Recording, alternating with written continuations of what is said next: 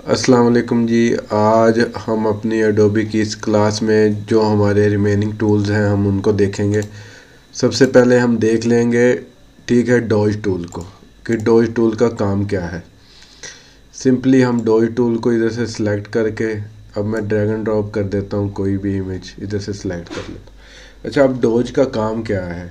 Dodge ये काम करता है कि जो लाइट एरियाज़, ठीक है, उनको हमने लाइट करना है। मतलब ये मैं चाहता हूँ कि इस जगह को मैं थोड़ा लाइट करना चाहता हूँ।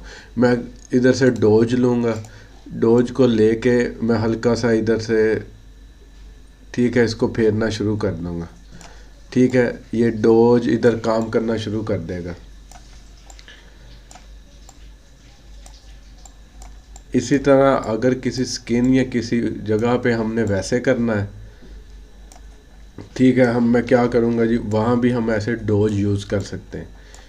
ठीक है, बाज़ दफ़ा कोई एरियाज़ होते हैं कि हमने उसे लाइट करना होता है तो हम डोज टूल से, अगर बर्न लेना है, अब सपोज़ ये बर्न टूल मैं ले लेता हूँ, मैंने इधर से कुछ एरियाज़ को डार्क करना है। ठीक है, मैं बर्न टूल लेके इसको डार्क करना शुरू कर दूँगा। ठीक है, अभी सिंपली मैं इधर से, ठीक है, इसको बर्न करना शुरू कर देता हूँ। अच्छा, फिर अब मैं डोज, ये देखें, ये लाइट एरिया, इधर मैं इसको फिर डोज करना शुरू कर दूंगा तो ये इसको लाइट करना शुरू कर देगा। अब सपोज़ मैं किसी और इमेज पे आपको अप्लाई करके दिखा देता हूँ कि हम वाइट एरियाज़ को हम किस तरह करेंगे जी। अब मैं इधर चला जाता हूँ, अब मैंने डोज करना है, मैं इधर से ले लेता हूँ, या एक नई लेयर लेके इसके ऊपर मैं डोज टूल यूज़ कर लेता हूँ। ठीक है, इसको अनलॉक कर लेता हूँ। अच्छा, इसके ऊपर मैं अप्लाई कर देता हूँ। ठीक है, इधर से ओपेसिटी मैं थोड़ी हल्की रख दूंगा, डोज मैंने यूज़ किया है, इसको 100% रख के इसकी मैं ओपेसिटी थोड़ी हल्की रख के अब मैं इसके ऊपर यूज़ कर सकता हूँ डोज। ठीक है, इसी तरह वो मैंने जैसे पिछले में आइज़ के ऊपर उसे यूज़ किया था, इधर से डोज करना शुरू कर दूंगा, या कंट्रोल जे करके इसकी कॉपी ले लेता हूँ। ठीक है, इसके ऊपर मैं आपको अप्लाई करके दिखा देता हूँ जी, ये हमने इसको डोज किया था।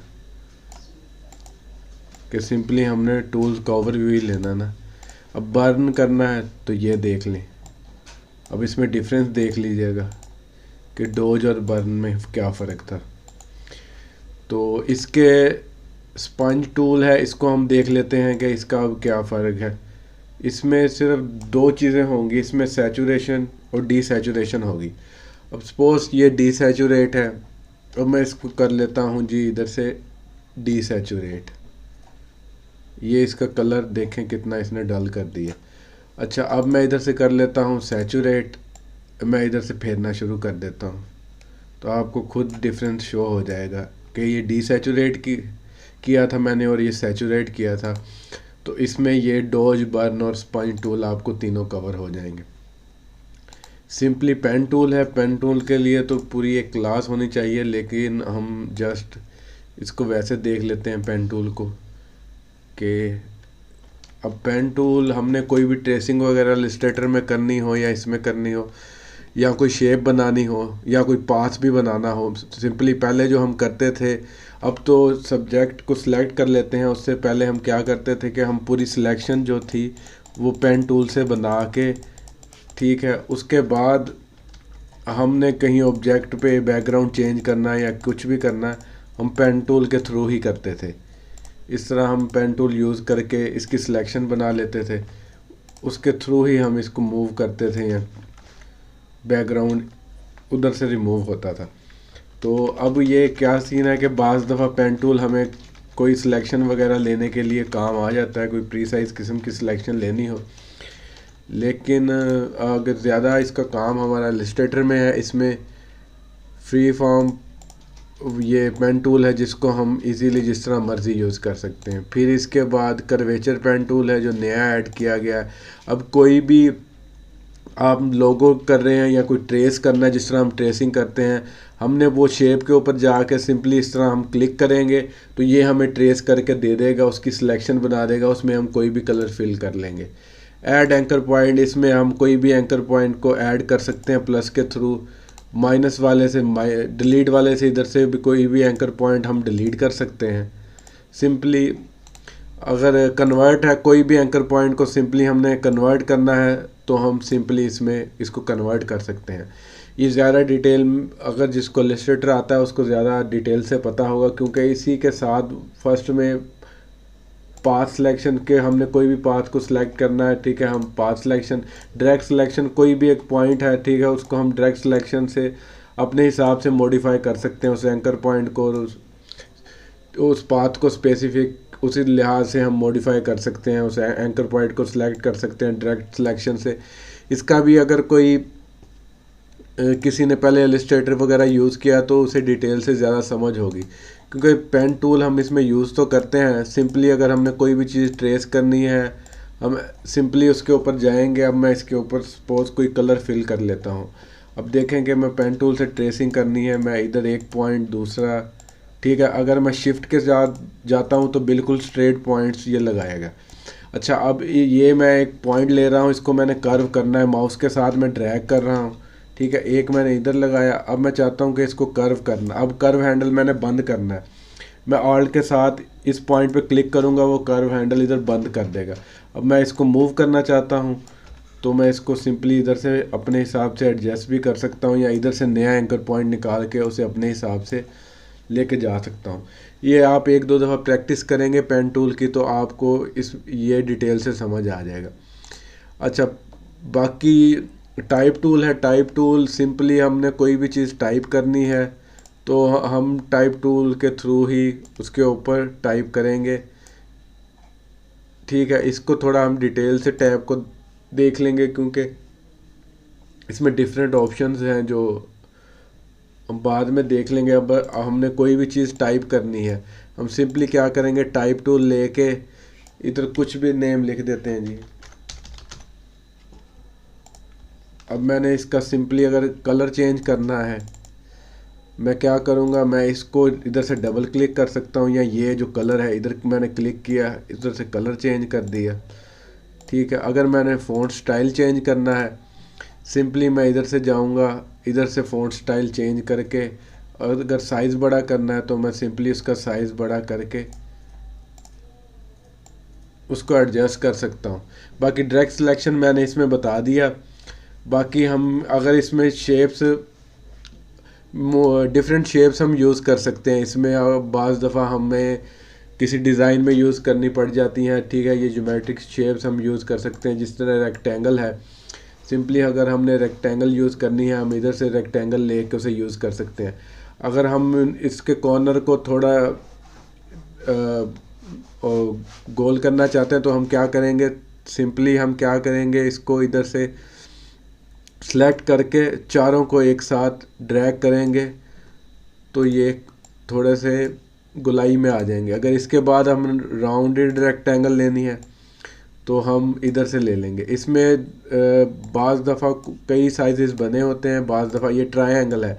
अब मैं ट्रायंगल ले रहा हूँ, अब मुझे चाहिए कि मुझे इसके, ठीक है, इसमें 3 साइडें दी गई हैं ट्रायंगल की, ठीक है। अगर आपको अपने हिसाब से कोई शेप वगैरह एडजस्ट करनी है तो हम क्या करेंगे, ठीक है, पॉलीगॉन है या ट्रायंगल है या कोई भी, हम इधर से हम इसे स्पेसिफिक साइड्स भी बता सकते हैं, वो अपने हिसाब से हमें दे देगा। जिस तरह अगर इलस्ट्रेटर में होता है तो हम क्या करते हैं, हम अपने एरो हेड से इसको, ठीक है, अप एंड डाउन करते हैं तो ये उसमें, ठीक है, उतने पॉइंट्स वो ऐड कर देता है, ठीक है, उतनी साइड्स ऐड कर देता है। अब मुझे इधर चाहिए, ठीक है, 8 साइड चाहिए तो मैं क्या करूँगा, जब अब नई कोई चीज़ बनाऊँगा शिफ्ट के साथ अगर मैं ड्रैग करूँगा, देखिए प्रोपोर्शनली ये आपको बना के देगा। पहले कितनी थी इसकी साइड्स, 5, अब इसकी कितनी है, 8। तो आप अपने हिसाब से जब इधर से कोई अब कस्टम कोई शेप चाहिए तो इधर से बनी बनाई कस्टम शेप्स भी हैं। अभी बाकी अगर देखें तो हम इधर से कोई अपने हिसाब से इंपोर्ट भी कर सकते हैं, या कोई शेप बना के इसके अंदर सेव भी कर सकते हैं। कोई मोबाइल का आइकन हो गया, व्हाट्सएप का आइकन हो गया, ठीक है। ये क्योंकि ये है टोटली वेक्टर फाइल्स, ठीक है, इसलिए ये आप इसे जूम करके भी देख सकते हैं कि इसके पिक्सल नहीं फट रहे होंगे। तो ये मुख्तलिफ़ शेप्स हम मुख्तलिफ़ जगह पे यूज़ कर सकते हैं। बाकी ये ऊपर वाले टूल्स हैं, ये आप हमारी प्रीवियस क्लास में देख सकते हैं। अब हम थोड़ा सा इसे थोड़ा सा आगे साथ और कवर कर लेते हैं ताकि हम देख लें। अब इसमें हम देख लेते हैं, ठीक है, ब्लर स्मज टूल को, ठीक है, एक एक साथ हम ना कवर कर लेते हैं। इसमें हम पहले, ये हमारा टूल रह गया ब्लर, शार्पन और स्मज, हम इसको यूज़ कर लेते हैं। अब ये देख लें कि इसके लिए मैं कोई और इमेज यूज़ कर लेता हूँ। अच्छा, अब मैंने इसको ब्लर करना है इमेज को, ठीक है। अब इस इमेज को मैंने ब्लर करना है, तो मैं सिंपली अगर ब्लर टूल से या स्क्वायर ब्रैकेट से मैं इसको बड़ा करके इधर ब्लर करने बैठ जाता हूँ। पहले मैं एक कॉपी ले लेता हूँ कंट्रोल जे करके।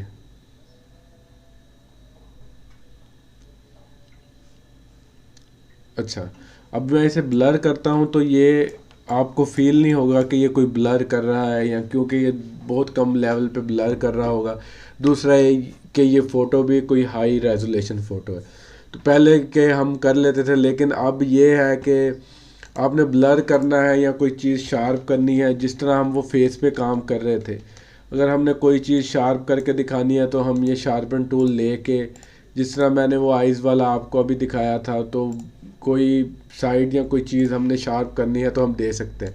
लेकिन अब ये है कि इतनी बड़ी इमेज पे ये ब्लर हो तो नहीं रही कि हमने पूरा पोर्ट्रेट टाइप, ठीक है, इसे ब्लर करना है पिछले वाले को। तो मैं क्या करूँगा जी, सिंपली मैं क्या करूँगा, सब्जेक्ट सेलेक्ट करके सब्जेक्ट पे क्लिक करूँगा तो ये सब्जेक्ट की सिलेक्शन ले लेगा। अब क्या करूँगा, कंट्रोल जे कर लूँगा, ठीक है, ये सिलेक्शन इसने सेपरेट मुझे लेके दे दी।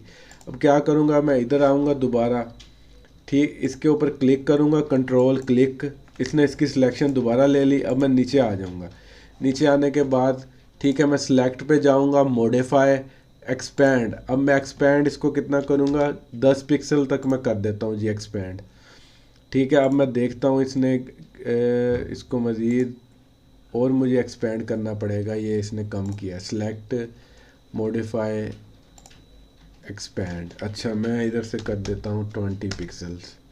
अब ठीक है। अब इसके बाद मैं क्या करूँगा, इसको फिल कर दूँगा, कंटेंट अवेयर फिल, या सिंपली आपने इधर से शिफ्ट फॉर। अब मैं इसको फिल कर देता हूँ, ठीक है। अब ये सिंपली पूरे एरिया को फिल कर देगा। इसके बाद हम इसके ऊपर ब्लर कर सकते हैं। तो ये सिंपली, इसके बाद आप कोई भी इफेक्ट ब्लर में जाके गॉसियन ब्लर या टिल्ट शिफ्ट कोई भी आप अप्लाई कर देते हैं। अब ये हम देख लेते हैं कि इसका हमने ये बैकग्राउंड से इसे कर लिया है सेपरेट।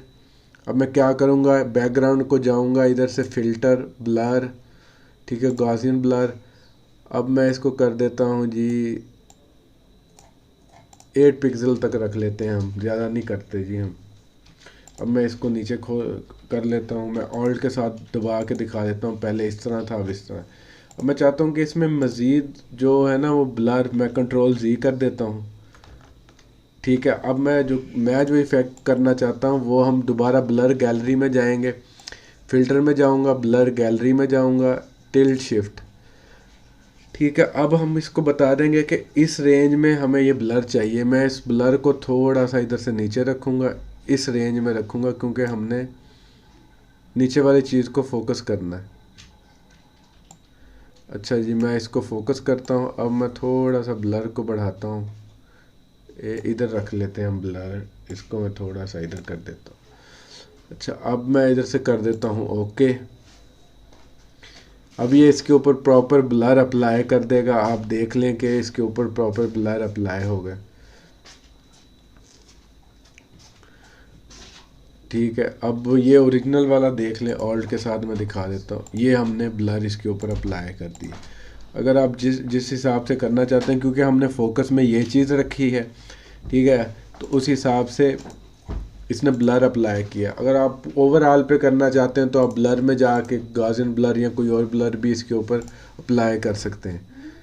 तो बाकी ये है कि वो आप शार्पन ये टूल्स इस काफ़ी डिटेल से भी हम बाकी चीज़ों को इधर से मास्किंग करके यूज़ कर सकते हैं। लेकिन अगर हमने अब बाकी स्मज टूल देख लेते हैं, स्मज का क्या काम है।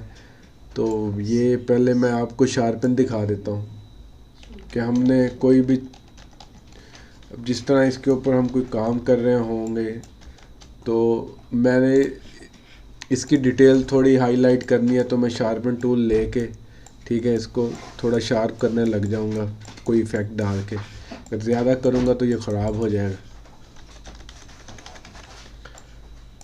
बाकी जब हम एडवांस में देखेंगे तो आपको पता लग जाएगा कि बजाय इनको यूज़ करने के हम इनके अलावा भी मास्किंग से भी हम इफ़ेक्ट अप्लाई करके और उधर से हम इजीली ये काम कर सकते हैं। अब स्मज है, अब दो कलरों को मिक्सअप करना है तो वो दोनों को स्मज कर देगा। अब ये देखें, कोई दो कलर मिक्सअप हो गए या कोई एज हो गया, उसको थोड़ा हमने फेदर टाइप, ठीक है, स्मज करना है, ठीक है, वो ऐसे मेल्ट कर देगा इन दोनों कलरों को या एज को।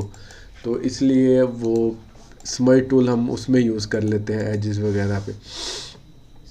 अगेन हम इसको भी स्मूथ करके यूज़ कर सकते हैं। बाकी इसमें हम देख लेते हैं जी, ये ज़ूम टूल जी है हमारा, कोई भी चीज़ को हमने जूम करना है तो हम जूम भी कर सकते हैं। अब कंट्रोल प्लस करेंगे फिर भी ये जूम कर देगा, कंट्रोल माइनस करेंगे फिर कर देगा, ठीक है। अगर इधर से डायरेक्ट जूम टूल लेते हैं तो ये हमें इस तरह जूम कर देगा। तो इसके बाद नीचे हमारा ये आ गया जी फोरग्राउंड कलर और बैकग्राउंड कलर। तो ये हम सिंपली जब कोई चीज़ में फिल करते हैं तो आपको पता है कि ठीक है, ऑल्ट बैक स्पेस से फोरग्राउंड और कंट्रोल बैक स्पेस से बैकग्राउंड कलर, ठीक है। बाकी ये क्विक मास्क और ये हम बाद में देख लेंगे। तो इसमें एक और चीज़ भी, रोटेट टूल भी होगा इधर, ये है रोटेट हैंड टूल। क्या है जी, हैंड टूल भी हम देख लेते हैं। हैंड टूल ये जिस तरह मैं काम कर रहा था, मैंने अब जूम किया हुआ है, मैं चाहता हूँ कि मैं इधर से आगे जाना चाहता हूँ तो मैं स्पेस बार से हैंड टूल लेके मैं राइट साइड या लेफ़्ट साइड पे जा सकता हूँ। अब रोटेट टूल, मैं कोई भी कैनवस पे काम कर रहा हूँ, मैं चाहता हूँ कि मैं रोटेट करके इसे देख लूँ, मैं रोटेट टूल ले लूँगा। इधर से मैं सिंपली उसको रोटेट करके देख सकता हूँ, या मैं कोई ट्रेसिंग वगैरह कर रहा हूँ या कोई चीज़ बना रहा हूँ या उसमें ब्रश टूल से कोई कलर फिल कर रहा हूँ, तो मैं क्या करूँगा, मैं इधर से ये कलर भी उसमें फिल करता रहूँगा सिंपली, ठीक है। उधर से रोटेट करके उसे देखता भी रहूँगा कि ये कल सही फिल हो रहा है कि नहीं हो रहा। तो वहाँ हम रोटेट टूल यूज़ कर लेते हैं। बाकी अगर हमने कोई गाइड्स वगैरह लगानी हो तो हम लगाते हैं, कंट्रोल आर से रूलर ले लेते हैं, उससे हम ये डिटेल उसके सारे कितने % पे हमने क्या डिज़ाइन रखना है तो हम कंट्रोल आर करके गाइड्स वगैरह लगा लेते हैं। अगर हमने गाइड्स क्लियर करनी है, हम व्यू में जाएंगे, क्लियर गाइड्स कर देंगे। अगर नहीं करना तो फिर इधर से सपोज मैं गाइड लगा लेता हूँ, ठीक है, मैं कंट्रोल सेमी कॉलम दबाऊँगा तो ये हाइड कर देगा, कंट्रोल एच करूँगा तब भी ये हाइड कर देगा। तो ये इसमें थे कि हमारे जो टूल्स थे वो हमने सारे टूल्स देख लिए। बाकी हम डिटेल्स के साथ अब नेक्स्ट जो इसमें देखेंगे वो पहले हम देखेंगे अपना कंटेंट अवेयर टूल, क्योंकि हमारा कंटेंट अवेयर टूल रहता है। तो वो कंटेंट अवेयर टूल को हम कवर करने के बाद फिर उसके बाद हम नेक्स्ट देखेंगे, ठीक है, इफ़ेक्ट्स वगैरह देखेंगे, चीज़ों को हम किस तरह ब्लेंड करेंगे वो हम देख के तो उसमें मैं आपको ये बता दूंगा।